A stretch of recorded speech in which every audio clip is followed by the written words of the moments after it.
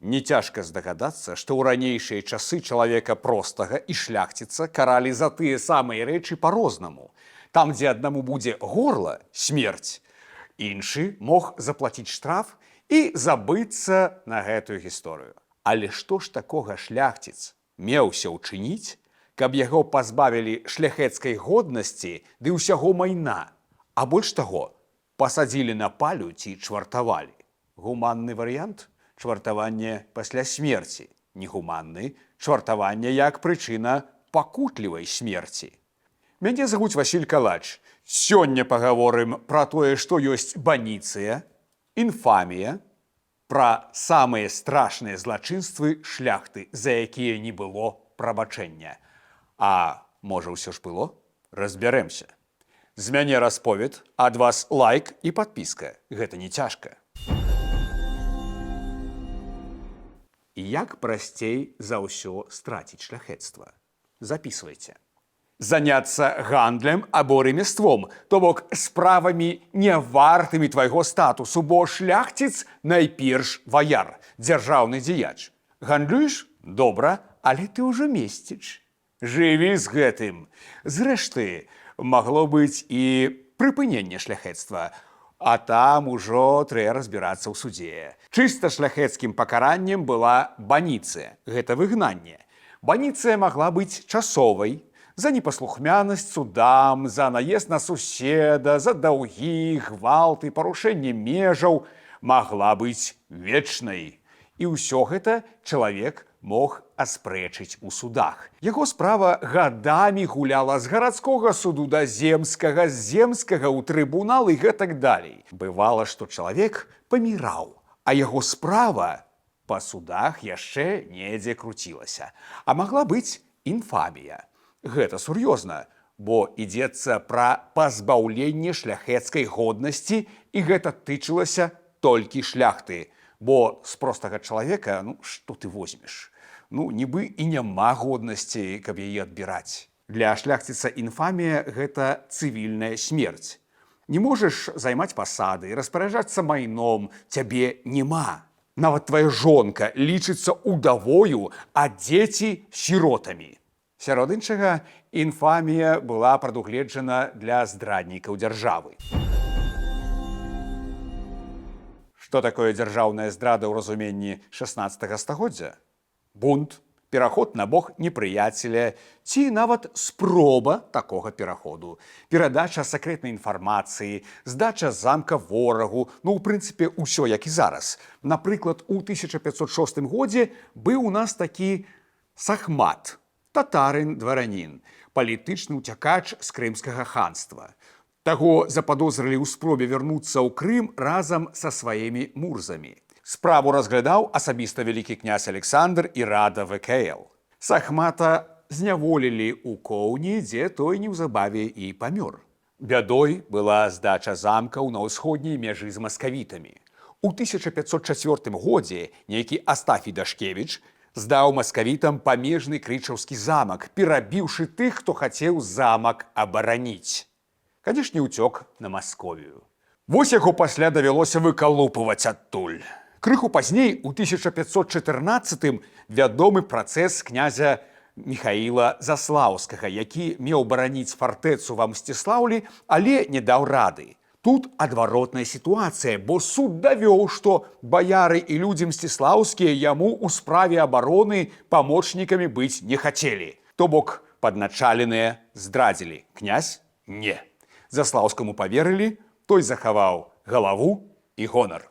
Пытанне вайсковай дысцыпліны рогам стала ў часы Старадубскай вайны, гэта 1530-е. Тут нават хутчэй пра раздзяўбайства, якое па факце абарочвалася здрадай. Напрыклад, Харужы кажа, што гэты і гэты шляхціцы ёсць у абозе, а іх няма. А яны ж з яго павету. Ты адпусціў, а што тут такога? А тое, што з'ява аказалася масавай, і войска таяла, як снег на сонцы. Вялікі князь Жыгімон Стары тады раіў гетману. Таго Харужага загадаць вывесці перад усім войскам і за горла ўзяць, каб усе іншыя гэта бачылі. А вось вам здрада ў чыстым выглядзе. Шырока вядомая была справа некага Віктарына, які праз слугу Ясtrzębскага выслаў ліст да Івана Грознага. Абодвух аддалі пад суд на чале з Жыгімонтам Аўгустам у Вільні ў 1563. Прычым слугу зачынілі адразу, а Віктарын дамогся глейту, то бок дакументу, які гарантаваў яму бяспеку да прысуду. Суд давёў віну абодвух. Віктарына чвартавалі, а слузе адсеклі галаву. Што цікава, а чаму здраднік фігуруе як некі там Віктарын? Дзе прозвішча, пасада? А таму што ўчынак гэты кідаў цень на ўвесь род. Гэта была страшная ганьба. Таму толькі ў далейшым даследчыкі раскапалі, што быў гэта найхутчэй мастоўскі стараста і слонімскі суддзя Ян Віктарын з роду гідройцаў. Перабежчыкаў не шкадавалі, нават патэнцыйных. Ганьбаванне, канфіскацыя маёмасці, смерць. Падобна было з Рыгорам Осцікам, які ў 1574 годзе падтрымліваў перапіску з маскавіцкім царом, а ў 1580 сустрэўся з маскоўскім паслом Нашчокіным, яго здаў пільны слуга. У працэсе высветлілася, што Осцік у дадатак фальшаваў манету і дакументы, што ўжо само па сабе цягнула на вышэйшую меру.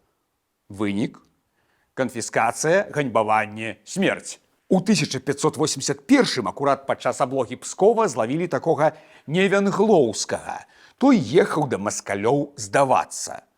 Дапытвалі ў каралеўскім лагеры, прызнаў віну, казаўшы, што чорт паблытаў. Той нават прыняў каталіцызм, спрабуючы змягчыць сваю віну. Была дыскусія. Саджаць на кал ці чвартаваць. Урэшце адсеклі галаву, а пасля чвартавалі. Гэта яшчэ гуманна. Цэлы шпіёнскі раман атрымаўся са шляхціцам Янджэем Маслоўскім. Яго злавіў стараста вендэнскі Йобст фон Фюрстенберг. Так, а што тут у нас? Ага, рэкамендацыйны ліст да Івана Грознага, дзе пра Маслоўскага пішуць як пра добрага слугу. Цікава, а хто ж яго напісаў? А пісаў яго маскоўскі ваявода, які сядзеў у гнеўскім замку ў Прусі. О, як! Фінал справы Маслоўскага цьмяны. Яго доўга трымалі пад арыштам, але найхутчэй там таксама смерць. Цікавы момант. У кароне польскай было меркаванне, што смяротная кара не лепшы варыянт для шляхціца, нават калі той зрабіў цяжкае злачынства. Даражэй за ўсё гонар, таму пазбаўленне гонару дастаткова. Станіслаў Ажахоўскі пісаў, што нехта з дваранаў, здаўшы замак, быў пакінуты жывым і пакараны інфаміяй адмыслова. Каб гэтым сваім крахам і ганбаваннем навучыць нашых ваяроў, што трэба біцца, а не ўцякаць, што лепш памерці, чым адступіць. Маўляў, хай сабе жыве і пакутуе. У ВКЛ на гэта глядзелі па-іншаму. Вось цытата Крыштафа Радзівіла на сойме 1585 года. Рады буду пачуць тых, хто разумее польскае права, бо я яго не разумею і мушу прызнацца, што законы тутэйшыя добра такі адрозніваюцца ад нашых. Мы такога кожнага здрадніка, хто супраць радзімы сваёй, з кім чужым змаўляецца, караем смерцю і ганьбаваннем. Тут іначай, бо Граеўскі ўцёк, а яму за гэта нічога. А ў нас Віктарын за такі ўчынак быў чвартаваны. А што тут дзіўнага, панове? Які гуманізм, калі гэтая ўсходняя мяжа ВКЛ увесь час палала? Таму і да здраднікаў, неважна з якім прозвішчам і статусам, стаўленне было адпаведнае, бо праз цябе ж халера людзі гінуць. Таму вельмі разумею Радзівіла. Дарэчы, ужо з часоў Жыгімонта Вазы, пачатак 17 стагоддзя, кожны мог перабежчыка пераследаваць, арыштаваць або забіць без пастановы суду. А гэта ўжо дакладная запазычанасць з вайсковага права. Бо тут, на жаль, тэрыторыя вайны, а не міру. Былі, канешне, і выпадкі вяртання шляхецтва пасля пазбаўлення яго. Ці не самы вядомы гісторыя Александра Юзафа Лісоўскага. Той быў прыроджаным чалавекам вайны, ваяваў у Валахіі, у Лівоніі, у гусарскай харугве Яна Караля Хаткевіча, але ў 1604 далучыўся да мяцяжу, бо ён з хлопцамі не атрымаў заробку за вайну. Парабаваў троху земляў у Курляндыі, Лівоніі, ды нават у ВКЛ. Што ж, соймавы суд пазбавіў яго шляхецтва выністую самую інфамію. Бо той далучыўся да рокашу Зебжydоўскага, да паўстання супраць самого караля. Войскі паўстанцаў былі разбітыя, і тут, здаецца, канец Лісоўскаму. Але шчаслівая зорка – вайна з Масковіяй. Лісоўскі са сваёй лёгкай конніцай, лісоўчыкамі, стаў легендай той вайны, бо кашмарыў Масковію глыбокімі рэйдамі. Толькі ў 1610-м разрабаваў і спаліў Растоў, Кашын, Калязін, наводзіў страху на Пскоўшчыне і Наўгародчыне. Незаменны чалавек. Лагічна, што ў 1611-м Сойм вярнуў яму шляхецтва і зняў інфамію. А калі хочаце відэа, як нашыя заходзілі ў маскоўскі Крэмль і што там рабілі на пачатку 17 стагоддзя, пішыце, зробім. Што ж па выніку? Найцяжэйшае злачынства для шляхціца, як ні круці, здрада. Прысуды, як правіла, былі жорсткімі. Не толькі смерць, але і смерць у пакутах, напалі ці праз чвартаванне. Тут быў важны прапагандысцкі эфект. І добра, калі ў абозе ёсць кат, які імгненна адсячэ табе галаву. Урэшце, адказнасць неслі таксама і слугі, якія выконвалі злачынныя даручэнні.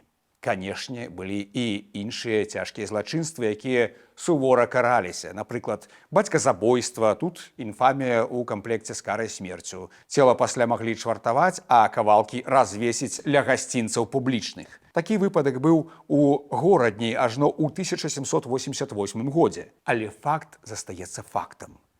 Калі дзяржава ў бядзе, у стане вайны, а ты, назваўшыся шляхціцам, ёй здраджваеш, то не крыўдуй пасля. Праўда ж? Як думаеце? Пішыце ў каментарах. На сёння ўсё.